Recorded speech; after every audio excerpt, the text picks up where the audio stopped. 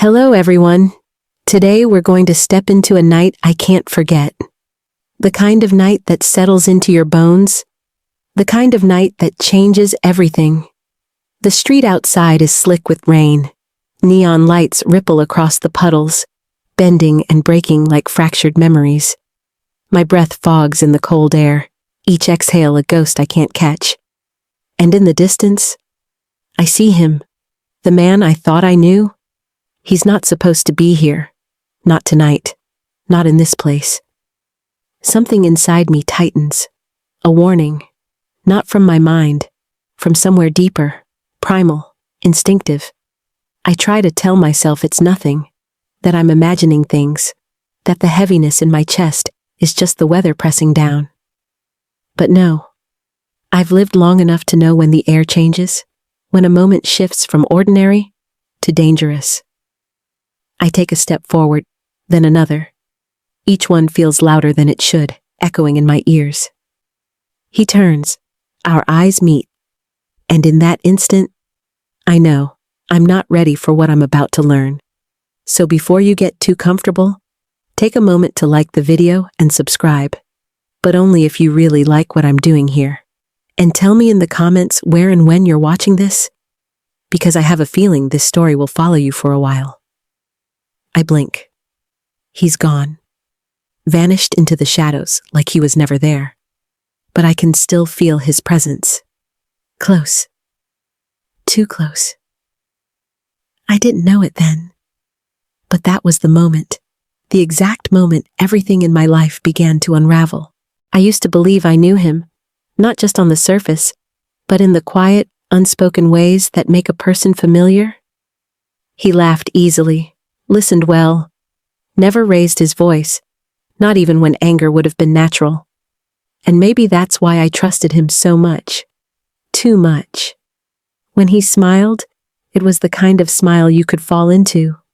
Warm, unhurried, like the world could wait until you finished your sentence. We met years ago, in a place I'd long since stopped believing in luck. I was working late at a cafe, closing up alone. He walked in just before I turned the lock. He didn't want coffee. He didn't want food. He just wanted to talk. And something about that felt different. Not strange, not threatening, just different. That night became another, then another. And soon, he was part of my life the way seasons are part of the year. Unavoidable, expected, comforting. We built routines. Sunday mornings in the park, late-night movies when neither of us could sleep. Small traditions only we understood. He made me believe in stability again, made me forget that people can be temporary. But now, standing there in the rain, watching him vanish into the dark, I feel the edges of that belief start to fray. I replay our years together in my head, every shared moment, every joke, every touch, and something terrible occurs to me. I never really asked where he came from. Not in the way that matters. I never asked what he did when I wasn't looking. Because I thought I didn't have to. Because trust felt easier than doubt. But tonight, doubt is all I have. And it's louder than everything else. At first, it was nothing. Or at least, it looked like nothing. A late night here, a missed call there. Little things you brush off because, why wouldn't you? He'd always been steady, predictable in the best way. The kind of man who answered texts within minutes. Who remembered birthdays. Who noticed if you changed your hair. So when he started coming home later than usual, I told myself it was work. When his phone lit up with names I didn't recognize, I told myself it was business. That's how trust works, right? You give it freely. You don't guard it like a treasure under lock and key. But the truth? Trust can be a blindfold. And mine was tied tight. Then came the first real change.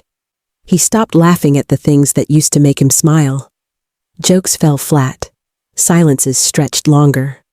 One night, I found him staring at nothing. His dinner untouched.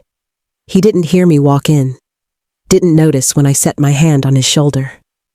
When he finally looked at me, his eyes were distant, cold almost, like he'd been somewhere far away, and I wasn't invited. I asked if he was okay.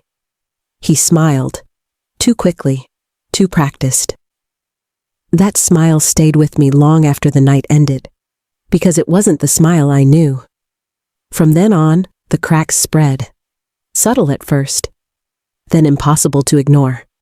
He'd leave the house without telling me where he was going. Lock his phone when I walked into the room. Disappear for hours without a trace. And every time I asked, his answers were simple.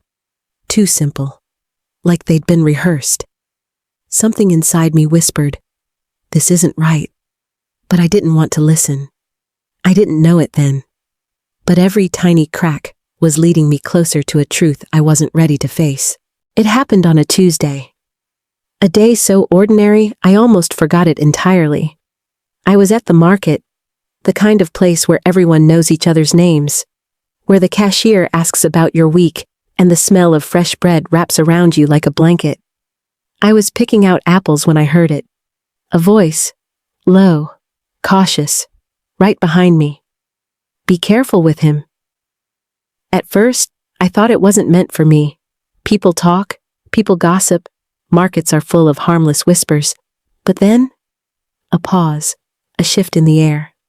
And the words came again, just a little louder. "You don't know him like you think you do." I turned. It was a woman I barely recognized, a neighbor from 2 streets over. We'd spoken maybe twice in the past year. Her eyes darted past me, scanning the aisles like she was checking for someone. Then she stepped closer. "You didn't hear this from me?" Her voice was trembling now. "But I've seen him. At night. With people you don't want to know." My heart stuttered. I opened my mouth to ask who, to demand more, but she was already moving away, her basket swinging at her side, her head down. Gone. I stood there, staring at the rows of apples, my hand tightening around one until my knuckles turned white. "With people you don't want to know?" The words looped in my head all afternoon, all night, through every conversation, every laugh, every silent glance at the man beside me. I told myself it was nothing, that she was mistaken, that maybe she was trying to stir trouble. But deep down, in that place where instincts live, I knew she wasn't wrong. It was the first whisper, the first spark. And once you hear it, you can't unhear it. The whisper wouldn't leave me. It sat in my mind like a splinter I couldn't pull out. So I started noticing, not spying, not yet. Just noticing where he went when he left the house, how often he checked the time, the way his phone never left his hand anymore. I told myself I was only being careful, that I wasn't looking for trouble. But deep down, I knew. I was pulling at threads I might never be able to stop unraveling. The first thread was a receipt, crumpled in his coat pocket. A restaurant I'd never heard of, across town. A place he'd never mentioned. The second thread was a name. I saw it flash across his phone screen when he turned it over on the table. Not a contact I recognized. No last name. Just R. The third thread? That one found me. I was walking home from work when I spotted him across the street. He wasn't alone. 2 men stood with him, dressed too sharply for this part of town. They didn't look like friends. They looked like they were waiting for something. I ducked into a doorway before he could see me. Watched as one of the men handed him an envelope. Thick, folded, heavy-looking. He didn't open it. He just slid it into his jacket and shook their hands. No smile, no words I could hear. And then he walked away. I stayed frozen in that doorway for a long time after he was gone, because something had shifted. Something I couldn't explain, but could feel. The man I thought I knew was carrying things he didn't want me to see. And now, I couldn't look away. It happened by accident, or maybe it was waiting for me. He was in the shower, steam rolling out under the bathroom door, the sound of running water masking everything else. I was looking for my book, that's all. Just a book I'd left on the nightstand. But when I pulled open the drawer, it wasn't there. What was there? Was a phone. Not his phone. A second one. Old, scuffed. Different from the one I'd seen him use every day. I shouldn't have touched it, but my hands moved before my mind caught up. The screen lit up with a swipe. No password, like it wanted me to see. And what I saw wasn't just suspicious. It was undeniable. Messages, dozens of them. From numbers with no names. Short, coded, arranging meetings, exchanging amounts, confirming deliveries. One photo stopped me cold. Him, standing in a warehouse I didn't recognize. Behind him, stacks of unmarked crates. His face serious, focused. Nothing like the man I shared my mornings with. I heard the water shut off. My heart slammed in my chest. I slid the phone back, closed the drawer, and stepped away, forcing my face into something calm. He came out, towel around his waist, smiling like nothing was wrong. And maybe to him, nothing was. But for me, everything had changed. Because now I had proof. And proof is dangerous. It means the story you've been living isn't the story you thought it was. After that night, I couldn't shake it. The messages, the crates, the second phone, it all pressed against my mind like a weight I couldn't set down. And then, something changed. Subtle at first, but impossible to ignore once I noticed. I wasn't the only one watching. I was being watched. It started with shadows that didn't belong. A figure across the street when I left for work. A car parked 2 houses down that never seemed to leave. Then came the calls. Unknown numbers. Silence on the other end. A click, and nothing. At the grocery store, I felt eyes on me. Not curious eyes, not friendly ones. Eyes that stayed too long. One night, I found my front gate open. I always locked it, always. Inside the house, nothing was missing. Nothing was broken. But something told me someone had been there. Someone careful. Someone who wanted me to know, but not prove it. And he acted like nothing had changed. Like our life was exactly the same. But every now and then, I'd catch him looking at me. Not with love, not with warmth, but with calculation. Like he was measuring how much I knew. The walls of my life were closing in. Not fast, not loud, but steady. And I couldn't tell anymore if I was in control of the story, or if the story had already decided how it would end. It was late, too late for visitors. But the knock on my door didn't stop. 3 times. Slow, deliberate. I opened it to find Daniel, an old friend, someone who'd known me before him, before all of this. His face was pale, his jaw tight. He didn't bother with small talk. "We need to talk." We sat at the kitchen table. The clock ticked too loud between us. He glanced at the windows like he didn't trust the dark outside. Then he leaned in. "You're in over your head." I tried to play dumb. Tried to act like I didn't know what he meant. But Daniel wasn't buying it. "You think I haven't seen him?" he said, voice low. "I've been in the same rooms, watched the same deals go down. I know who he's tied to." He paused, choosing his next words like each one might cost him. "You need to leave, now before you find out something you can't unlearn." My stomach turned, but a part of me needed to know. "What is it? What's he hiding?" Daniel shook his head. "If I tell you, it makes you a target. And trust me, once they see you as a target, there's no going back." He stood, glancing once more at the windows. And then he said something I've replayed every day since. They always get to the ones who think they're safe. And then he left. No goodbye, no promise to call. Just the cold echo of the door clicking shut. I sat there, staring at the empty chair across from me, realizing that Daniel had confirmed what I already feared, but without giving me a single answer I could hold in my hands. It was raining again. Not the gentle kind. The kind that feels like it's trying to push you back inside. But I went out anyway, because the message said to. A single line on a scrap of paper slid under my door that morning. Pier 7, midnight. Come alone. No name, no explanation, but I knew it was about him. I could feel it. The pier was almost empty when I arrived. Wind cutting through my coat, waves slapping the rotting wood beneath my feet. Then, movement. A shadow detaching itself from the darker shadows. A man, older, face half hidden under a hood. "You're the one asking questions," he said. Not a question, a statement. I nodded. He stepped closer. Close enough that I could see the lines etched deep into his skin. "I used to work with him," he whispered. "Long before you knew his name." I waited, heart pounding in my throat.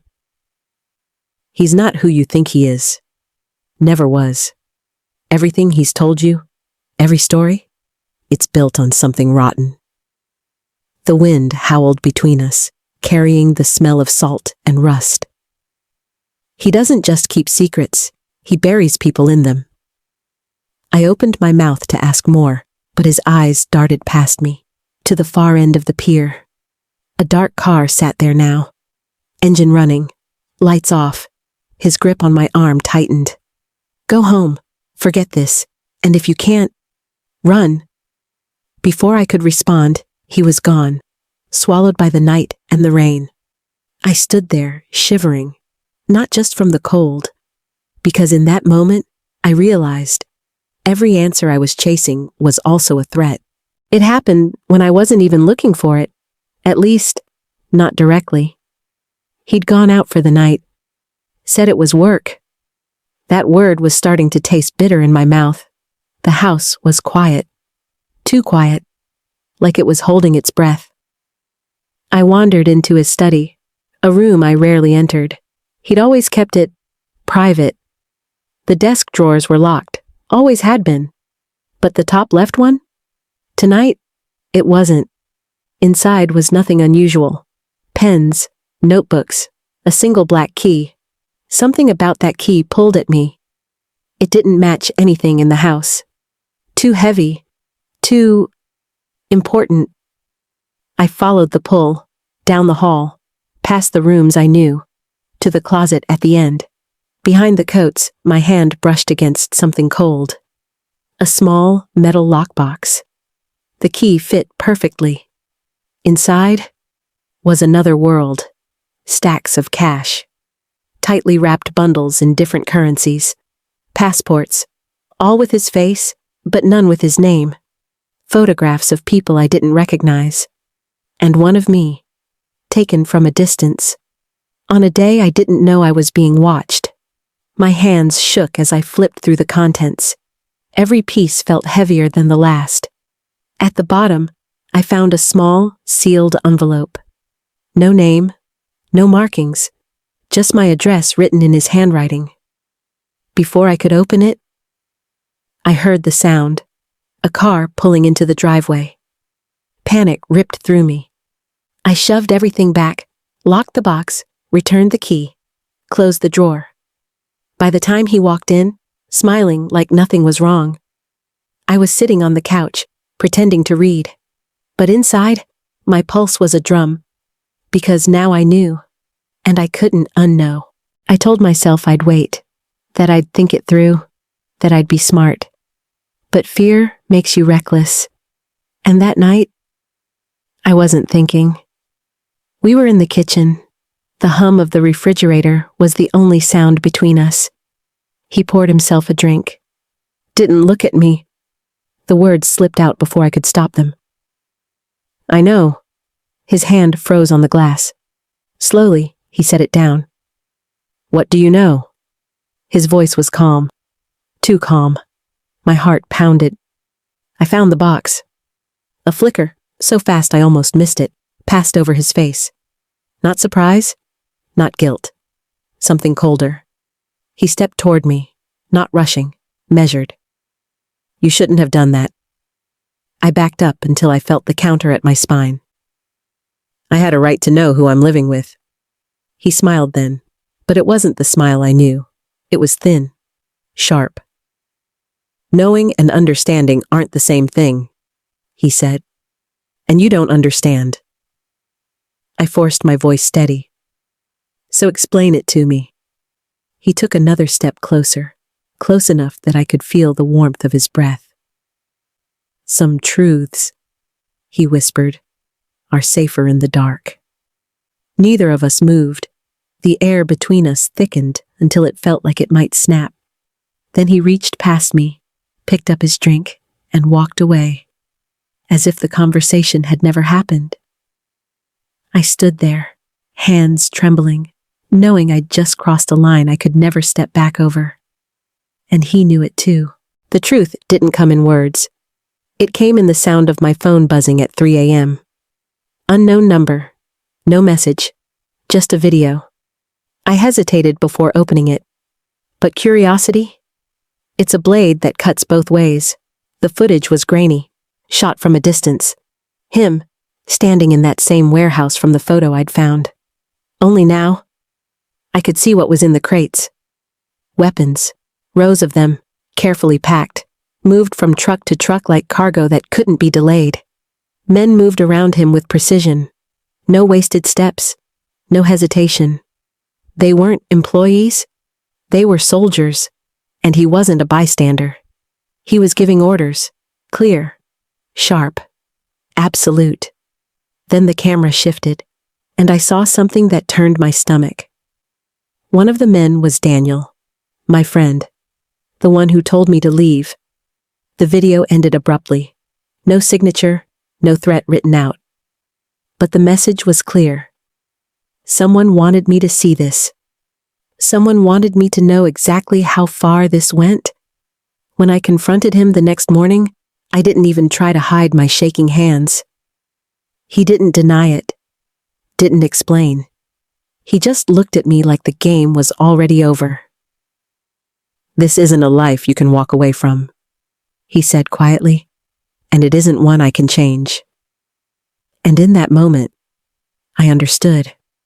Whatever this was, whatever he was, it had been in motion long before I arrived.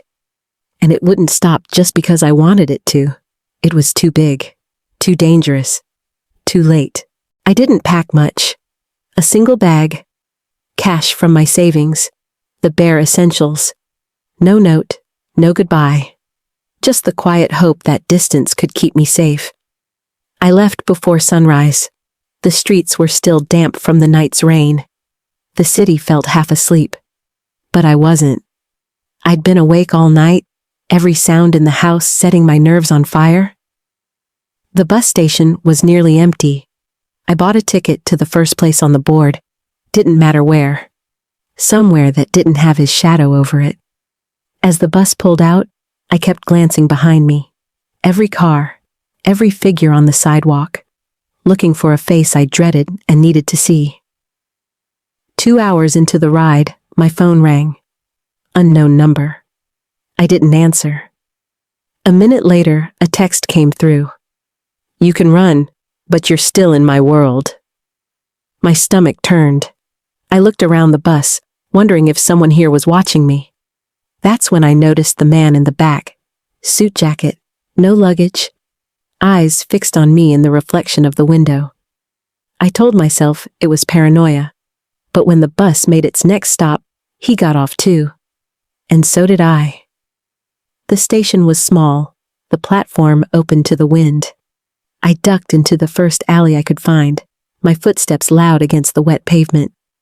But then, I heard another set. Slower, steadier. I didn't look back. I just kept moving. No plan, no destination. Because in that moment, I finally understood. Running wasn't escape. It was just another part of his game. It happened in daylight. That made it worse somehow. Because daylight is supposed to be safe. But not that day. I'd made it 3 towns over. Found a small motel by the highway, paid in cash, used a name that wasn't mine. For 2 days, I stayed inside, curtains drawn, phone off, breathing like quiet could hide me. Then, the knock. 3 sharp raps on the door. Not housekeeping, not a stranger. I knew that rhythm. When I opened the door, he was there, calm, composed, like he'd simply come to pick me up after work. "You've made things complicated," he said. Not angry, not loud, just final. I told him I wanted out, that I didn't care what he was or what he did. I just wanted it to be over.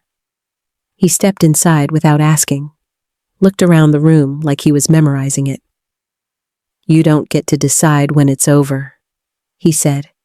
And then he handed me an envelope. Inside, my photo, a recent one, taken through the window of this very room. Beneath it, a list of names, friends, family, people I loved. "If you disappear again," he said, "the list gets smaller." I wanted to scream. I wanted to throw the envelope in his face, but my voice wouldn't come. He put his hand on my shoulder, not gently, not harshly, just enough to remind me that resistance wasn't an option. Then he left. No threats shouted over his shoulder. No demand for an answer. Because he didn't need one. The message was clear. I was already back in his world, and there was no way out. Some nights, I still hear the knock. 3 raps, measured, unhurried. A sound that lives in the walls of my memory. I don't run anymore. I've learned that running only changes the scenery, not the story. Days pass quietly. Too quietly. I keep my head down. Smile when I have to. Pretend I'm not still looking over my shoulder. Because I am. Always. The people on that list. They don't know. They never will. I can't risk telling them. Sometimes I imagine what my life would have been if I'd never looked too closely. If I'd ignored the whispers. If I'd let the cracks stay small. It would have been easier. Safer. But it wouldn't have been the truth. And now, the truth is mine to carry. Alone. I walk through crowded streets and wonder who else knows. Who else has seen the other side of him? And who didn't survive knowing? I dream of places where the air is clean and no one is watching. But even in dreams, I hear the echo, his voice, low and certain. "You're still in my world." I've accepted that some stories never really end. They just fade, soft at the edges, until you almost believe they're gone. Almost. So if you've stayed with me until now, remember this. Some doors, once opened, can never be closed. And some truths will follow you forever. Good night and goodbye. Thank you for reading the whole story. Hope you will support my next products.